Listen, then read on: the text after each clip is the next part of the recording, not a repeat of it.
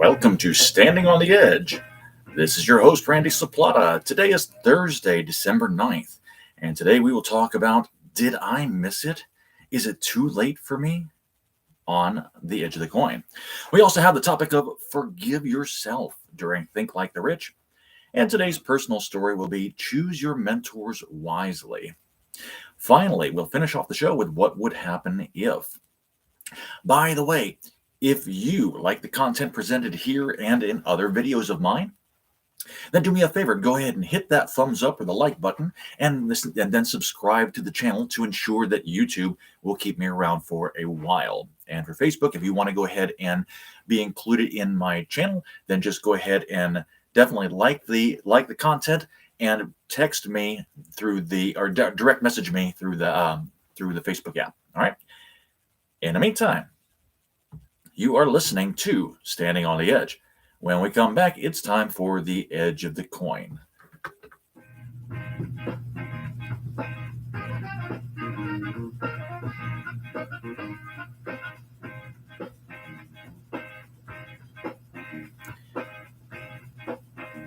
And welcome back to the show. The Edge of the Coin is brought to you by the CS Media Group. We provide the outstanding talent and you get the extraordinary entertainment. The Edge of the Coin is a segment that shows us a way of opening up our mindsets and allows us to explore both sides of any situation. We're going to go ahead and jump right into today's topic, which is, did I miss it? Is it too late for me? Well, in order to go ahead and really properly explore this, first we have to figure out what it is that I'm talking about. Did I miss it? Did I miss what? I mean, there's all kinds of things that can happen. You hear a lot of times people talking about, or at least I hear a lot of times people talking about, well, my ship went and sailed off without me, or I'm still waiting on my ship to come in, or one day when I'm able to go ahead and get to the top of that mountain, so on and so forth. This is what I'm talking about. Any of your goals, any of your projections, any of your dreams, you've always got an opportunity to go ahead and either further them or give up on them. That's pretty much it. So if you like them, or you want them, or you're really, really desiring to do this, then you need to go ahead and do it in any way possible that you probably can. Unfortunately, most people have these grandiose dreams. I mean, these really high, pie in the sky type dreams, and they don't realize just what it's going to take to go ahead and fulfill those dreams. I mean, I remember as a child, one of the biggest dreams that I had after watching WKRP in Cincinnati for the first time, the television show here in the United States. And I wanted to be a DJ just like Dr. Johnny Fever. I wanted to be the man behind the microphone in the radio studio.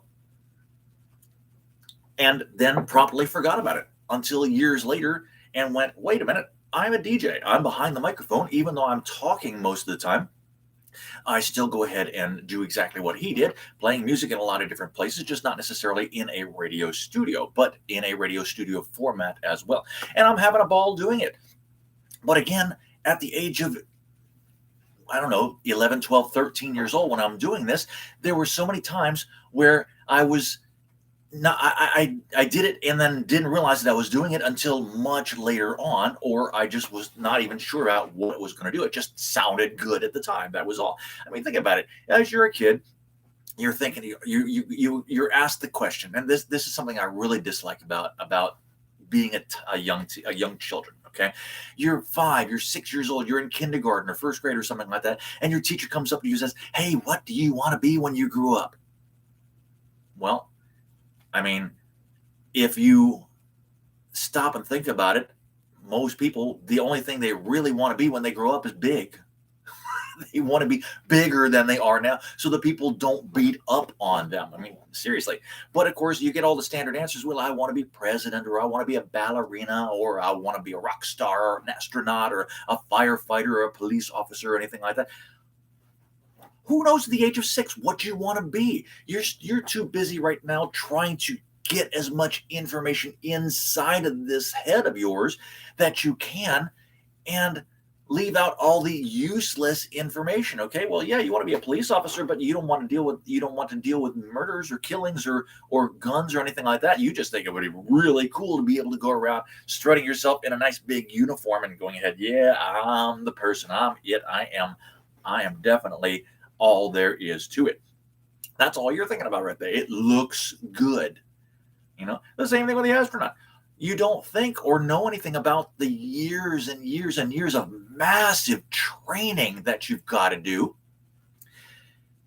You have to go through so much in order to go ahead and realize those dreams. And even today, there are so many people out there that are working in their 20s and 30s and 40s that years and years and years ago, they were talking about being president of the United States, and they were talking about being astronauts, and they were talking about being firefighters and police officers and rock stars and so on and so forth. And they grew up and they're going, right now, I would be happy to go ahead and be a manager at some rinky-dink store just to be able to go ahead and survive, let alone do exactly what I want to do. And for those people, and even, well, actually, let's go a little further than that. You've got so many baby boomers out there right now that are going, well, I've done so many things throughout the years. Right now, when I grew up, I want to be able to make sure that I have enough money coming to me to be able to survive until I pass away. And that way I can go ahead and leave something to my wife, to my kids, so on and so forth, that are able to go ahead and continue without me so that they don't have to have it quite as uncomfortably as I did. And they're all thinking the same thing. Is it too late? Is it too late? There's a lot of people right now that are going, no, it's not too late. You can still get in. You can still go ahead and make your dreams come true. You can still go ahead and get on that bandwagon. You can go ahead and still make tons and tons and tons and tons of money. Well, guess what, folks? Here's the sad reality, okay? And that is, if you have to question if it's too late for you, it's already too late for you. Pretty much. Because you're never going to get past the I haven't missed my ship yet. And by the way, believe it or not, and this is going to sound really, really bad because there's more than one ship, believe it or not. Okay. This is not a one ship cruise line that we're talking about. I mean, we're talking about hundreds and hundreds and hundreds of ships, and not little tiny tenders that only take 150 people. I'm talking about massive cruise ships here that we're talking about. Okay. But here's the thing. In order to get onto the ship, you've got to do one of two things. You've either got to sneak aboard or you got to pay your way. That's pretty much it. Well, I take that back. There's a third way. You can also work on that ship too. You can sneak aboard the ship and get caught and possibly get thrown off at the next port. You can go ahead and pay your way, at which point you're done. You're on that ship until the destination arrives where you went ahead and paid to, which might or might not be where you want to go. Or you can work on that ship and just keep on going, period, getting off when you are ready to do so. So the question for you shouldn't be, did I miss the ship? It is, did I miss that last ship, or is there another one coming soon? Okay, so let's go ahead and take the current economic situation. And I'm not talking about just here in the United States, but globally, okay? Because everything that's happening in the United States right now is going to have a trickle-down effect to everything that's happening in the world also. And this is the ship that I want you to go ahead and focus on for the moment. Because right now, we're getting to a point, and I mentioned this in an earlier video that I just went ahead and recorded yesterday. We're getting to a point where we are literally not even at the top of the roller coaster. We are starting its downhill run. We are. But the coaster itself hasn't completely gotten over the curve. We're about halfway over it and just about to really start speeding up and going from there. So when it comes to the stock market here in the United States, the New York Stock Exchange, and in particular the tech stock, NASDAQ exchange that's going on, there's still a really decent run that's going to go ahead and come up to where we go ahead and make that last huge amount of money before we go ahead and tumble and crash and fall down towards that bottom curve and really, really speeding up as we go along. So if you have the money to get onto that ride, onto that ship, so to speak, you can still catch that. That's great. Feel free to go ahead and do so. And in fact, this is where most people right now are going to get caught and literally plummet to their death, because they're going, oh my God, oh my God, oh my God, I've got to get on this ride right now. I've got friends, I've got coworkers, I've got people that I see that have just made hundreds and hundreds of thousands of dollars and millions of dollars over the past few years, and I haven't done it, and I can't stand it anymore. And DJ Randy says, we're going to go ahead and get another big run up real quick. I'm going to jump onto this, and I'm like that poker player right there. I'm pushing everything all in. And to you, I say, get off that ride. Get off that ride. The problem with that is that if you feel like you've got to get in right now or you're going to miss out, you are getting in at the very, very top. You're going to see your money expand. Yes, but it's not going to expand near as much as the people that got on it at the bottom last time. And then you're going to see it disappear very quickly as we go down, crashing towards that bottom curve. Since that's the case, the best thing for you to do is just to go ahead and wait until it crashes and get on the next ride, when you can slowly catch that next coaster going up and up and up and up and make yourself very, very wealthy. Now, in the meantime, there are still things that you can do that can go ahead and keep you from crashing just like everybody else. It's kind of like I have heard an example of before. There was a ride at Six Flags, I think it was, that was not too long ago, and they had made the most dangerous roller coaster in the world. I mean, to the point where you got onto this coaster, and the moment you went ahead and started down that downhill slope, the actual coaster itself came off of the tracks, and at one point derailed itself and killed about 12 people, I think it was. I mean, it was a big amount of people. One of them was I think either the owner of Six Flags, or it was one of the rides kids or something like that. It was somebody really, really big in the press to go ahead and do that. And they got, I hate to be graphic, but they got decapitated. They had their heads sliced off because of this. I mean, that's how bad this thing was. This is how it's going to be for most people, this ride coming up. But like I said, there's still things you can go ahead and do to keep that from happening, okay? The first and foremost thing is, if you have no money at all whatsoever, find some and put it into silver, okay? Not silver stocks. I'm talking about the coins themselves, okay? Because they're going to go ahead and get some really, really great leverage coming up. Gold does just as well too, but gold, of course, is more expensive. So if you're in the poor man category, get the poor man's gold, which is the silver, and anybody can go ahead and afford it even right now. You can walk into any gold and silver coin shop right now, and you can purchase 1 ounce of silver, 1 ounce of silver for roughly around $40. And that sounds like a lot of money. But later on, when the US dollar is not worth anything sometime in the next year or so, that $40 is expected to go, and according to the U.S. government, believe it or not, that silver dollar right there is going to be expected to be somewhere around $350, that same 1 ounce coin.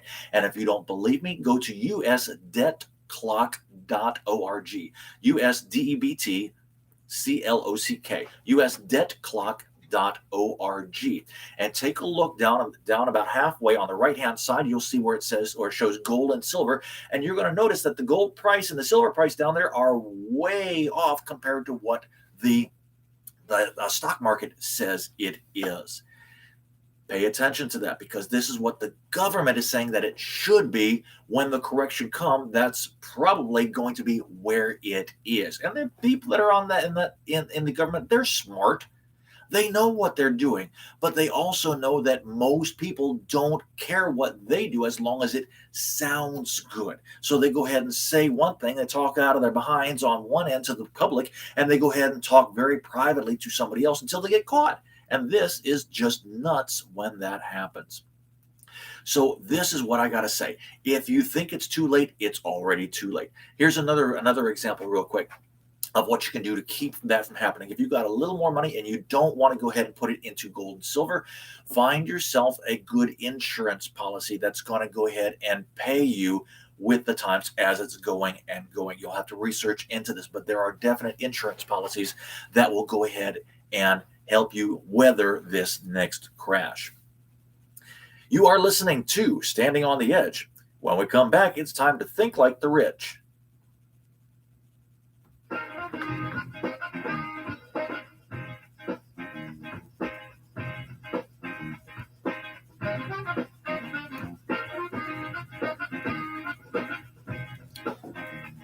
And hello, Matt. Hello, Linda. Glad you're joining in.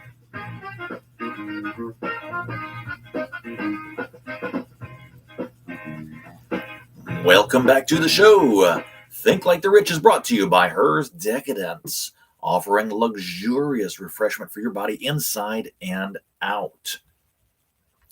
You need to treat your body and that of your lover to a bit of Christmas luxury from Hers. You can find out what's available by emailing Heather at hersdecadence@gmail.com. Think Like the Rich is a segment designed to help everyone think past their own circumstances and encourage a different course of action.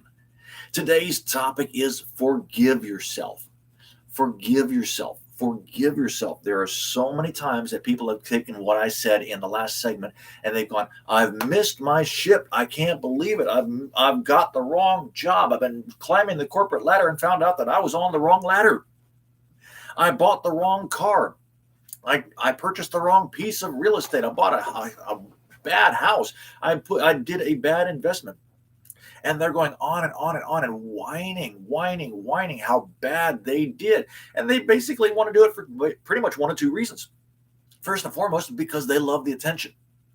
And I hate to say it, but that's what attention getters do. They just go ahead and complain about everything that they've done, whether it's good, whether it's bad, whether it's otherwise something like that. I mean, I remember watching just last week, I'm watching Fiddler on the Roof and Yenta, the matchmaker. You know who I'm talking about, the one that's always complaining. Such is life, you can't get around it. But who cares? True is true, right? Of course it's true. And she just wants to complain to everybody about it.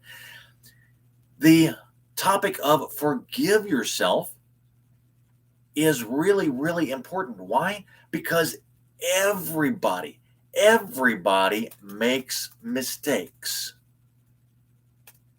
Let me say that again. Everybody makes mistakes. If you don't make a mistake, then you are perfect. And I don't know anybody that's perfect, that is alive at this particular moment that I can speak to on a one-on-one basis and be eye to eye with them, so to speak. Nobody's perfect right now on this earth, okay? So you got to forgive yourself. What you have to do is get past the I did the bad thing, okay? If you need to, throw it away. If you can, sell it. If you have to, donate it. If you have to go ahead and do something with it to get it out of your life, to get that headache, to get that thorn out of your skin, to do whatever, do it. I mean, seriously, this is probably the best advice that I can go ahead and give to you when you do this, okay? Now, so many people, like I said during the last segment, are going to jump into the stock market right now. And they're going to go ahead and come up here sometime in the next few weeks to a few months, and they're going to go, oh my God, I did horribly. Well, just get out. I mean, think of it this way, okay? If you went ahead and it's now probably about the second full week, beginning of second full week of December right now, 2021, as we're speaking this, okay? And you go out, you go to the store, and you go, oh my God, that's a gorgeous bathing suit. I'm going to go ahead and buy that suit because that's going to look so good on me. And it's on sale right now. Why? Because nobody's using it, because it's not being sold for the summertime. and you're thinking, well, I'm going to go on a cruise here in just a few weeks, probably sometime in March or something like that, and I'm going to go ahead and get this bathing suit. It looks incredible. I'm going to go ahead and get it, and I'm going to wear that thing and strut myself back and forth. Well, 3 months later down the road, you go ahead and get that suit that you bought, quote unquote, on sale because it was absolutely gorgeous. It was glittering in your eyes. And you went ahead and did it. And you go ahead and take it out of the suitcase because you're on your cruise and you're thinking, I'm going to strip my stuff. And the damn thing won't fit around your thigh. I mean, you can't get one thigh in, let alone two thighs. That's how tiny this thing is. And you can only use it for an ankle bracelet, basically, is what's going to happen. And that's where most people are going to go ahead and go, oh my God, I should have known better. I should have done something different. And this is how they treat the current economic situation. They do it every single time. Every single time they will go ahead and buy stuff at the top because they think it's on sale and they got to get in and it looks beautiful. And then they go ahead and start trying it out 3 or 4 months later, and it's not at all what they said or thought or imagined it was going to be. And what happens to there? You can't wear it. It's useless to you. So your best bet at that point is to go ahead and take that bathing suit and either donate it to somebody that can go ahead and wear it, or use it. If you want to go ahead, if you're sweating outside, go ahead and use it as a little towel or something like that, and make use of it that way because it's going to soak up water, so that's not going to be a big deal there. But get past it and move on. Now, I've been reading a book recently that's called How to Go Ahead and Survive. Excuse me, hang on. How to Profit from a Monetary Crisis by Harry Browne. How to Profit from a Monetary Crisis by Harry Browne. That's the one that I've been reading right now. And believe it or not, this particular book was written, at least this version of it, was written back in 1975. The original book was back in 1970, but there's so much in this book that literally I could just go ahead and tear almost any page out of this book and make it useful for today. The only thing that basically is different are the prices that are in this book. And so this is what I'm trying to tell you, is that it happens over and over and over and over and over again. If you don't learn from the people in the past, if you don't forgive yourself and get out quick, then you're destined to repeat those same mistakes over and over and over again. And you're going to find out for yourself that yet again, you have nothing. Okay. Now here's the tip. And the reason I put this topic into Think Like the Rich, because the Think Like the Rich, they make mistakes too. The rich people make mistakes too. Here's the difference. The poor people will hold on as tight as they can to that bad thinking, that bad investment, that bad judgment, and they will ride it as long as they can because it's theirs. They are taking ownership of it and they will not let go at all. The rich people do exactly the opposite. Yes, they'll go ahead and purchase this for probably a lot of the same reasons as well. It's glittery, it's gold, and it looks good, and it's going to be useful in their minds. And then they find out that it's not as useful, and what do? They go ahead and sell it, sometimes at a profit, most of the times at a loss, but they get rid of it quickly so they can move on to the next thing. I mean, think about this, okay? Let's go ahead and put it in a very ridiculous amount of money here. This bathing suit that you went ahead and bought. Now, we're going to go ahead and use Neiman Marcus for this one here, okay?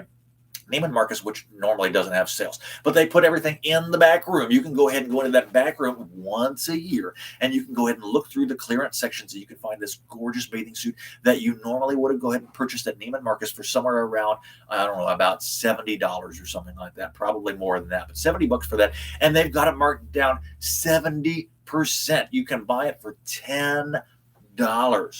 Well, the rich people will do exactly the same thing. They'll go ahead and purchase that thing, and 70% off is not $10. It's more like 20 or 25. So anyway, regardless, $25 for the same bathing suit that you had before at Neiman Marcus. Okay, they buy it at the discounted price.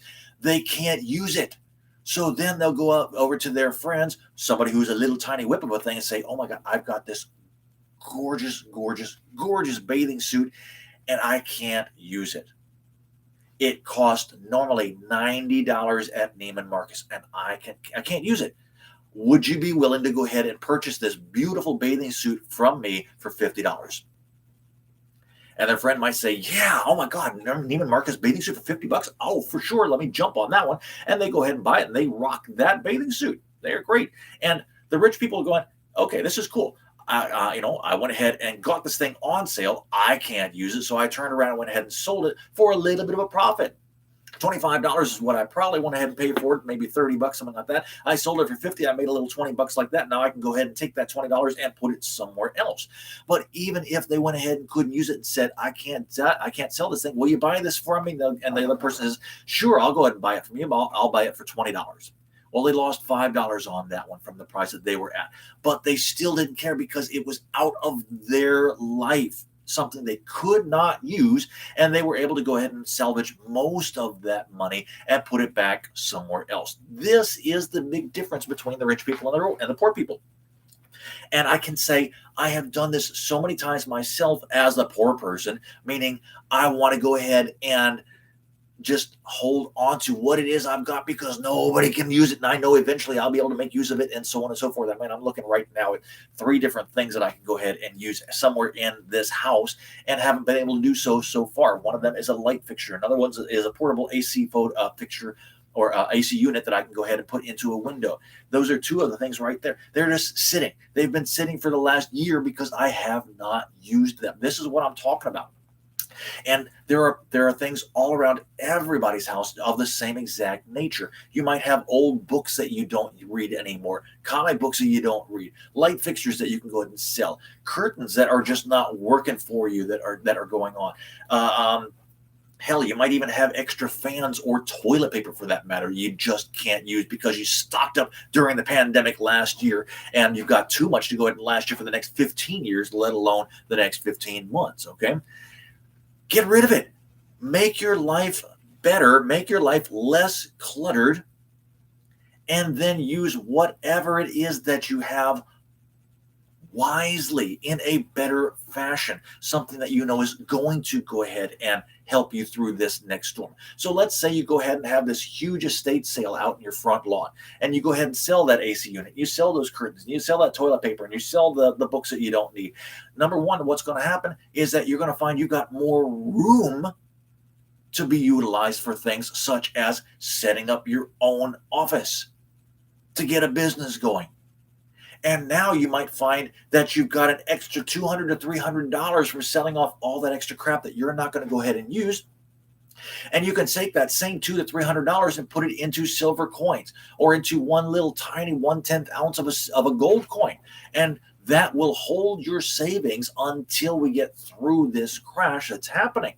And I'm going to talk more about the crash that's coming up here in just a few minutes as well. But it's a very, very important thing. I mean, even the big pundits, the big gurus that are up in Washington right now, they're coming up all over the news and saying, get ready, get ready, get ready. We are about to have a huge downturn, and this is going to be ugly. They're finally getting to the point that I've been talking about for the last 3.5 years, and on air for the last year and a half personally. Forgive yourself. Get rid of the extraneous stuff, the useless stuff. Take what you got from that you made money-wise from that stuff and put it into something you know is going to help you later on. Now, what's going to be not good to go ahead and purchase that's going to help you? Right now, real estate. Unless you are super, super, super involved in real estate and you've already done at least 20 deals and you know what's good, what's bad, what's ugly, and what's anything else but, and you know how to go ahead and do what I told you about that the rich do, which is buy that real estate at a severe discount, don't touch it. Why? Because even though so many people have made huge amounts of money, the only people that are going to go ahead and work right now for you or get that with you in doing so are the people that are fools, okay? And I hate to say it if you're watching me and you feel like a fool in doing so, but now let me qualify this as well, okay? I'm not talking about stuff you purchased in the last year or so because you got to have a place to live, all right? You got to have that. What I'm talking about is real estate that's going to go ahead and you think is going to appreciate in value. over the course of the next year or so, because it's been massively appreciating over the last 2 years. This is what I'm talking about, okay? But if you got to go ahead and if you got to get a house now, get a house now, because you got to go ahead and have a place to stay, right? If you don't, find a place that'll allow you to go ahead and build a small house on their land and move on from there. But what I'm talking about is buying real estate for something other than where you are living. Because again, that's going to massively depreciate once we get this next crash going. And I fully expect this next crash to be sometime in the next 3 to 4 months. I'm surprised it hasn't showed up since then. But like so many other people too, I'm actually very surprised that the Federal Reserve has still literally inflated our economy so much over the course of the last year and a half that would not have been expected, nor would have been at all tolerated in decades past by anybody. But they're getting to the point where there's nothing they can do. It's going to go ahead and really come to a crashing halt, even more so than what we had, where the economy stopped back last March. Last March was a precursor. It was just to see how well people would handle doing so. The real one is still coming, and this is going to be where we're really going to have to buckle down, get ready to get and pretty much put our head between our knees, kiss our asses goodbye, because that's about what's going to happen right there. Okay, we're going to talk more about that in just a minute.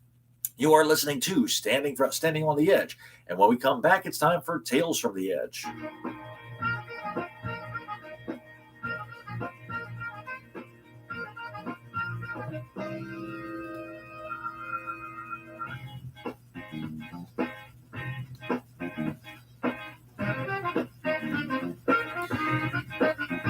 Welcome back to the show.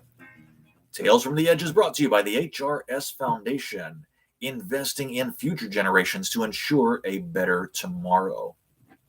Tales from the Edge is also a shared personal example of people and situations that I've experienced during my path to growing wealthy.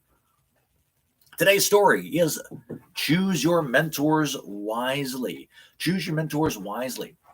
Now, if you decide you want to go ahead and use me as a mentor, I'd be very flattered, but I will also say this too. My journey is continuing, okay? I've been through a lot. I've seen a lot. I've done and made a lot of mistakes and made up for those mistakes. And right now, I'm at the point where even though I don't have very much monetary-wise, the knowledge that I've got and the processes that I've been putting into place are very quickly going to allow me to exponentially rise as well. Now, here's a thought that I want you to go ahead and keep in mind, or a little story that I want you to keep in mind, okay? And that's the subject of compounding, okay? And I'm not talking about what the banks tell you about compound interest, where you got to remember the rule of 72, and the more you put in, the more it's going to get bigger and bigger and bigger, and so on and so forth. Now, here's the thing that I want to go ahead and say about compounding. If you go ahead and compound what you've got, and that doesn't matter whether it's money, whether it's gold, whether it's real estate, whether it's knowledge that's useful, please, anything like that, the more you put in, the more leverage you can put behind it and get better and better and better returns. Okay, so what I mean by this is that if you were to go ahead and take, we'll use $1. Okay, one simple US dollar. We'll keep it nice and easy. Okay, and this same thought was actually presented to the King of India, or one of the Sultans of India, back in I want to say it was 980 or something like that. It was right about 1,000 years ago, or so on and so forth. And that was when the idea of compounding interest was brought forth. And I'm pretty sure it wasn't even a sultan. It was somebody in Italy, somebody in India that presented it to one of the emperors in China or something like that. And they were asked what they wanted, and they said, "I want you to go ahead and give me 1 grain of rice for the first day, and this is only for 30 days. I want 1 grain of rice for the first day. The second day, I want you to double that and give me 2 grains of rice. The third day, I want you to double that and give me 4 grains of rice, and so on and so forth for 30 days." And the emperor was going, "Well, this is simple. I can go ahead and handle that. That's not a big deal. It's a deal. For 30 days, I will go ahead and double everything that you've done that I go ahead and give to you." And the funny thing is that like this story here, you don't have very much to show in it for many, many, many days. I mean, think about it. You go ahead and start off, you got 1, then 2, then 4, then 8, then 16, then 32, then 64, then 128, and it gets farther and farther up from there. Well, even 7 days later, you got $128. That doesn't sound like much at all. When you move on, the next one on the 8th day, you've got $256. Well, now we're starting to go ahead and realize, okay, this might have some validity to it. Let me push my teeth back in. Validity to it. On the 9th day, you really start going ahead and seeing things because it's gone from $256 to about $500 some odd dollars. You'll have to go ahead and use the calculator for this as you go on. But 26, 25, 26, 27 days, you really haven't got much to show for it. It's still a lot more than what you started off with. But we're talking about on the 23rd or 24th day, we're still talking less than $100,000 out of this. But on day 26, day 27, right in that area, boom, we're at already $500,000. And by day 28, you've hit that $1 million plus mark. And on day 29, you've gone to 2 million. And on day 30, it's done to 4 million. And that's where things are really, really, really getting exciting. I mean, seriously exciting at that point, because this money that you've just started off with, what you thought was absolutely useless, if you put it to work in the correct way, and I'm not talking about sticking it into just an index fund. This is a useless way of knowledge, okay? What I'm talking about is putting it into something that you know is, number one, not going to lose you money. Number two, has a great possibility of getting more money. And number three, is able to go ahead and be put to work with people that know how to put it to work. Okay. If you don't know how to do it yourself, find somebody who does. Now, I mentioned before about taking real estate. Okay. There are people right now that are taking and buying massive amounts of real estate for the correct reason. And they're able to go ahead and do so. One of my mentors, Ken McElroy, has just done this. Over the last 3 months, he has borrowed $300 million just this last 3 months alone to go ahead and purchase a huge piece of real estate that's going to massively increase in value, not because of appreciation, although that might have a lot to do with it. In fact, even if it depreciates by 70%, he will still make a huge amount of money on this property because of how he purchased it. And this is incredible. So find somebody that you know or can get a hold of that knows how to use the money properly and is trustworthy, and go ahead and say, hey, I want to help you out. I don't want to just hang on to this money for dear life and watch it get driven into the ground in doing so. That's one way to go ahead and do it. Another way, like I said, is to go ahead and take that same amount of money, and you can go ahead and purchase gold and silver coins for yourself. And even if you make a mistake and you buy it where you think it's way too much for you right now and it's uncomfortable, it's going to make it better, because very soon that same amount is going to go exponentially higher. Now, let me go ahead, and while I'm thinking about it right now, I'm going to see if I can pull up that debtclock.org and see if there's a way to go ahead and what we got right now for gold and silver. Let me find it. Gold and silver at this particular moment. Where'd it go?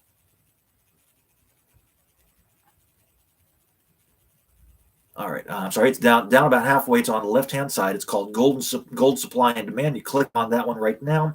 And at this particular moment, the gold, that's not what I wanted. I'm sorry, let me come back here again. Out of there. My computer is being silly. Rather, it's more like my big fingers. But Gold at this particular moment,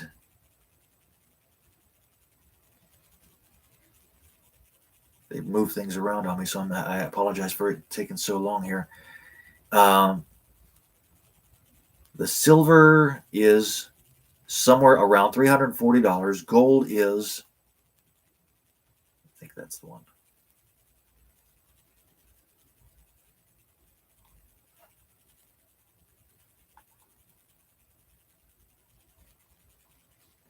Okay, right now, the silver ratio per ounce of the dollar that the government is talking about is a heck of a lot more than I thought it was. Okay, right now per ounce, the dollar amount is 100 is supposed to be, according to the government, $185.43 to 1 ounce. That's what it's supposed to be. Right now, it's selling at your shop for about $40 to $50, depending on where you get it. And if you look at it on the stock market, it's going to say it's around $30. Gold is a lot more than that. Gold is trading right now about, I don't know, say about $1,800 to $2,300 an ounce. I want to say it's around $2,300 an ounce right now. And according to the government, it is going to be $20,000 is what it's supposed to be worth right now per ounce. That's a huge difference, a humongous difference. And then once again, that's at the debtclock.org. And all I did was go ahead and all I did at that point was to go ahead and click on the gold area down towards the middle of the page where it said gold and gold futures and so on and so forth. All right. That's what I'm talking about right there. So choose your mentors wisely, because those are the people that know what they're doing. Those are the ones that can go ahead and keep you from losing as much as you possibly could, but and very likely gaining a lot more in doing so. And at the same time, you're going to get smarter and smarter and smarter as it is. You will make mistakes. Yes, you will make mistakes. I will still make mistakes, tons of them, but forgive yourself. Get up, pick it up, start over again. And that's going to be your best bet when you get to that point. Because then once you've gotten to that point, then it makes it a heck of a lot easier to continue getting better and better and better. Now, there are other ways to go and do this. Like I said, there are people that will sell life insurance, not life insurance, excuse me, that will sell insurance policies. Believe it or not, there is a company that's been around, an insurance company that's been around in the world for over 300 years. I think it's 350 years right in this area right now. This same company, Napoleon, tried to go ahead and ensure the outcomes of his wars. And this company refused to go ahead and insure it. But they insured the Titanic. Go figure. And of course, we know what happened with the Titanic, right? The company that I'm talking about is Lloyd's of London. They will actually go ahead and insure all of these different types of events. So if you know that something's going to happen, you're sure that the economy is going to go ahead and crash sometime soon.Maybe sometime over the next 5 or 10 years. It doesn't matter if it's that or the next 5 or 6 months. If you were to go ahead and get an insurance policy that was hedging you and protecting you against that crash, then you know you would have a certain amount of money involved that would come back to you immediately, which would make you better off than you are today because you've insured yourself against that bad thing happening. If you don't know who to turn to in that respect, then you can go ahead and start doing all kinds of research for that. I have a couple of people that I know that work out of Utah that deal with Lloyd's of London and other insurance companies also to go ahead and do this. I can't remember their names right now, but the best place that I can go ahead and send you right now is their website, which is called safemoneymillionaire.com. Safemoneymillionaire.com. And they can go ahead and point you in the right directions or get you involved in there. I do not get paid from them. I just went ahead and mentioned that as a courtesy to you. But If you're talking about, or excuse me, if you're listening to the people that are out there talking the most and saying the stuff that you want to hear, such as everything is great, everything's fine, it's all going to be flowers and champagne falling from the heavens and manna coming out of the skies, and all kinds of things are going to be wonderful for you, and all you have to do is just go ahead and skip and tiptoe through the flowers as you go along, you're in trouble. You really are in trouble. Okay. And I'm going to go ahead and say to you something that was very poignant as well. Okay. We're going to go back 100 years right now to Calvin Coolidge's last words to Congress. Now, this was December, I believe December 4th or December 5th, delivered to Congress of 1928. And he said, "The country can regard the present with satisfaction and anticipate the future with optimism." Less than a year later, in October, was the biggest stock market crash in history. Leading up to the biggest stock market crash, you had 2 or 3 dips going down. And then the biggest crash, where it literally lost 75% of its value overnight. Oh, sorry, 50% of its value overnight at that point. And that was after it already had started dipping in doing so. Less than a year later. But Calvin Coolidge says we can anticipate the future with optimism. Well, yeah, if you know what you're doing and you're set up and you're prepared and you're ready to go ahead and ride that coaster down, then yeah, you can go ahead and anticipate with optimism, because that's how people start getting rich. If you don't know if your heart's going to be able to handle what's going on, find something that will protect you from that drop, and then start investing at the bottom. And that's the safest and surest way to go ahead and make yourself wealthy over the long run. And once again, going back to that compound interest example that we had a little while ago, it might not seem like a lot. It might seem like you got $1 being invested every year, and then $2 the following year, and then $4 the following year, and then $8 the following year after that. And so after 7 years, you're showing up with nothing but $256 in your account. But then it really starts to get very, very, very interesting as you see things really start moving. And it won't take that long to go ahead and continue even pushing more in than doubling your amount, because now you've got the idea. Now you've got the practice. Now you've got the understanding that it's not going to happen quickly, but it certainly is not going to happen at a creeping pace either, as long as you have patience. You are listening to Standing on the Edge. When we come back, it's time to close out the show with What Would Happen If.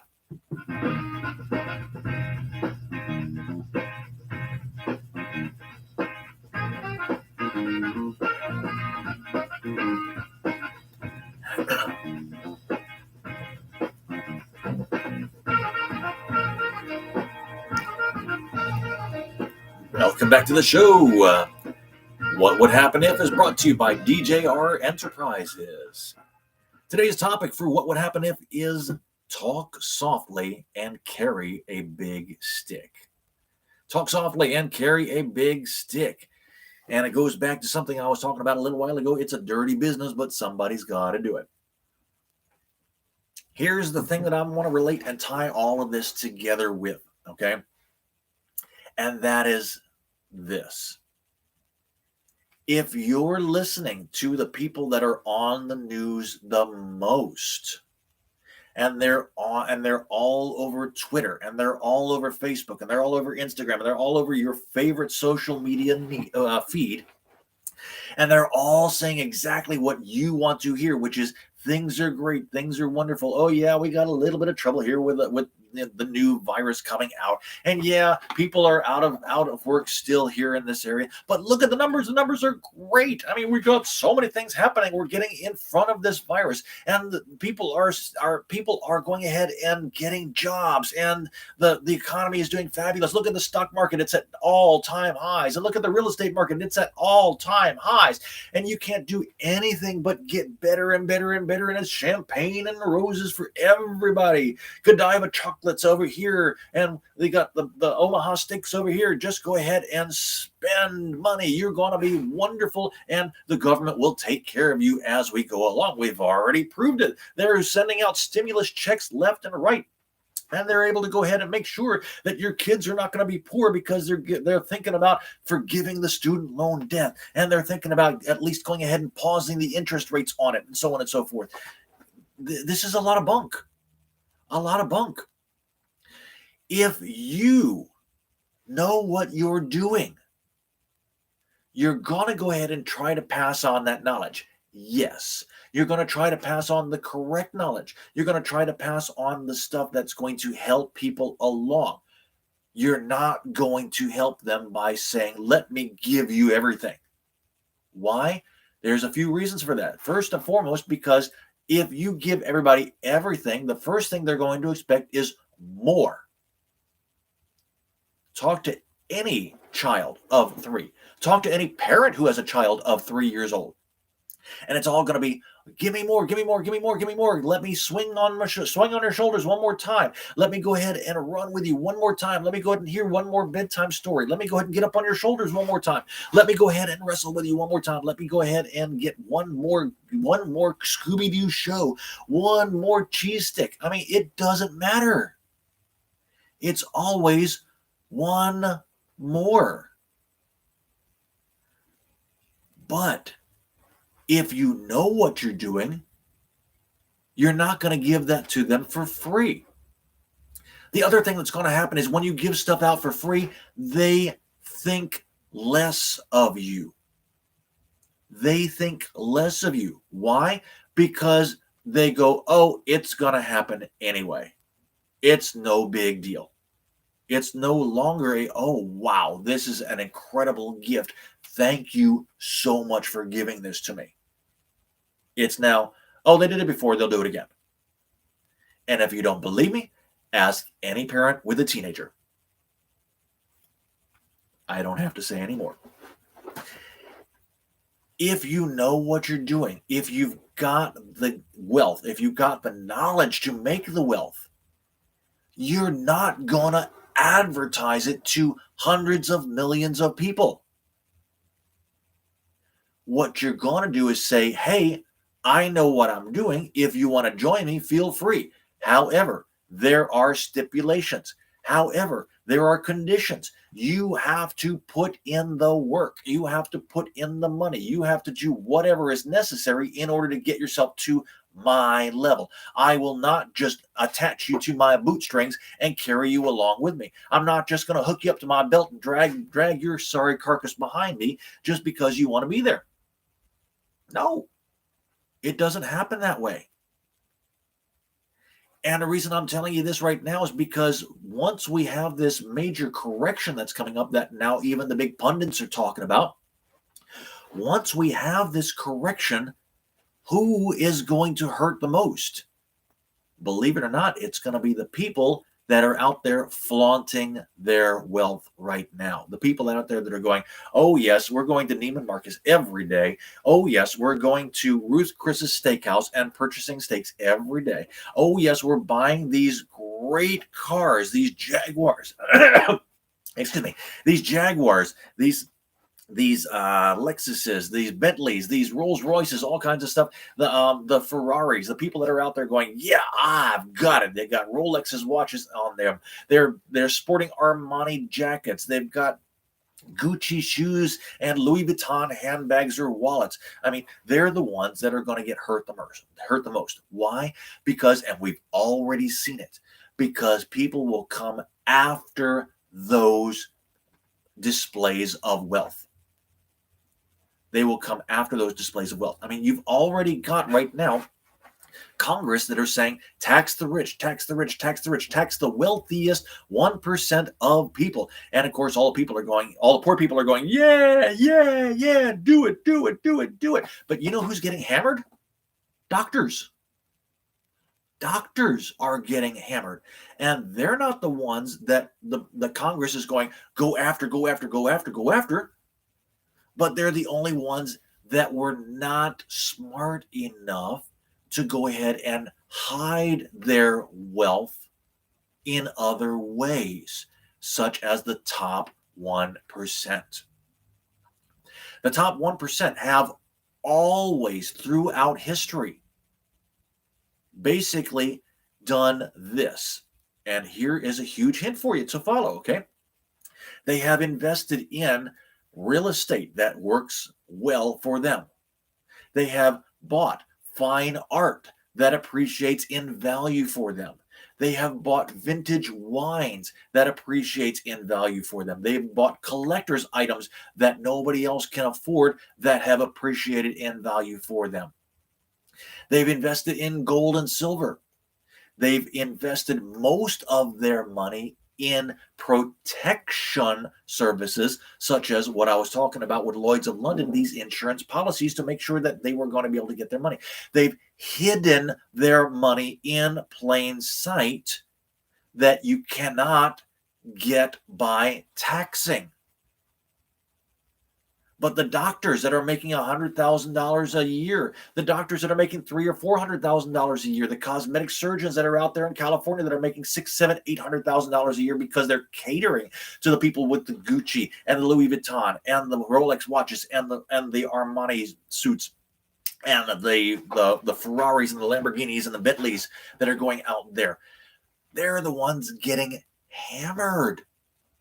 They went from having to pay about if they were good with their tax preparation, they were doing it and getting taxed about 40%. They're now getting taxed 50% of what they make just alone. And if they don't know what they're doing, they're losing to as much as 70% of their paycheck to taxes. Who's next in line? Lawyers, believe it or not. And a lot of people are going, yeah, lawyers, they need to get, they're screwing us, they're finally getting screwed, and so on and so forth. But think about it. There's a lot of lawyers out there that really need to be around too. And they, a lot of times, are getting hammered.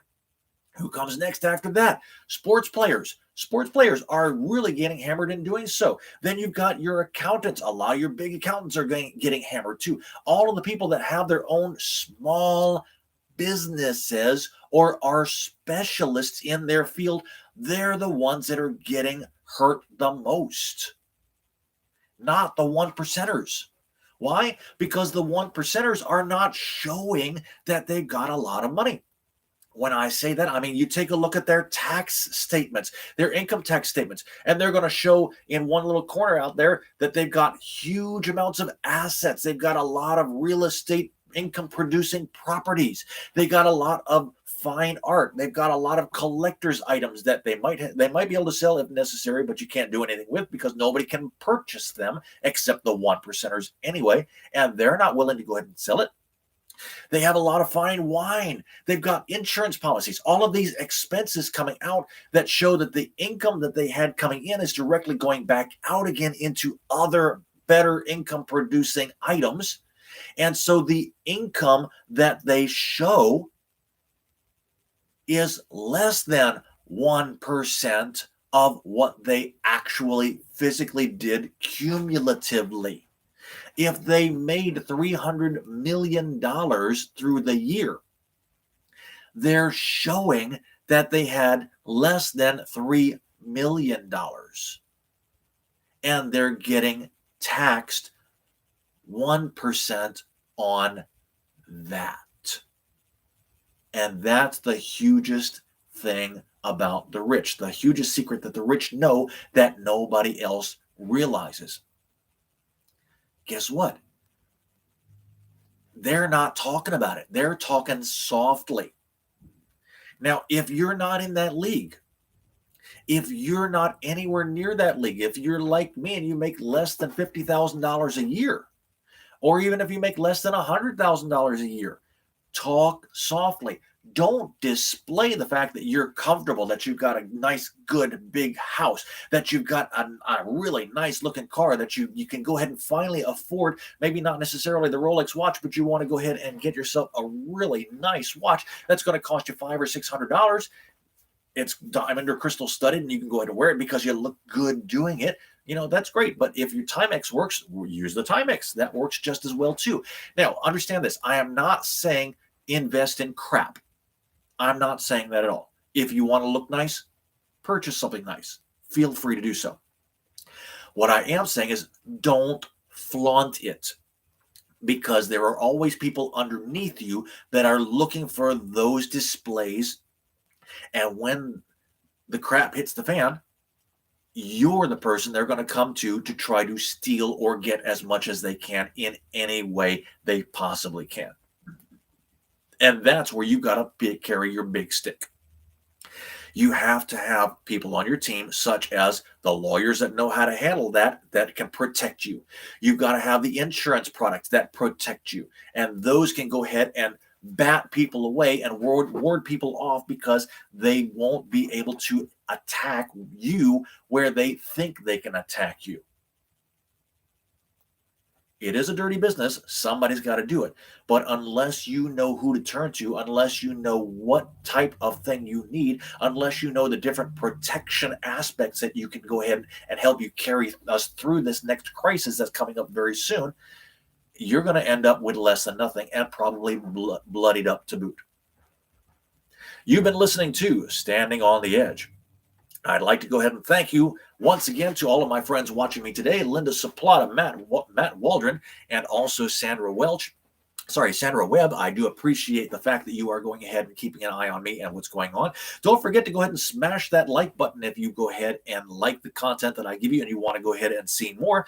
If you want to go ahead and become part of Standing on the Edge, you can go ahead and get in for as little as $1 to be a lifetime subscriber. Just go ahead and send me an email to joinmeattheedge@gmail.com. That's joinmeattheedge, double T's, double E's. And I will go ahead and send you the link to the GoFundMe page that will allow you to put $1 in and become a lifetime member of this, where you can go ahead and get a lot of these videos firsthand before anybody else, as well as different ways to help you protect yourself that I don't make money on, but I will send you to them to allow you to join me on my process. My next show is going to be next Thursday, December 16th at noon. But until then, please remember, expand your awareness. Think of something every day to help you on your own path. And hopefully soon, I'll see you on the edge.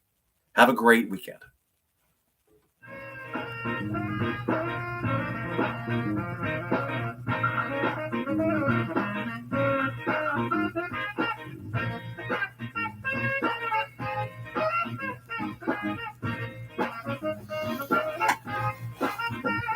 Bye, guys.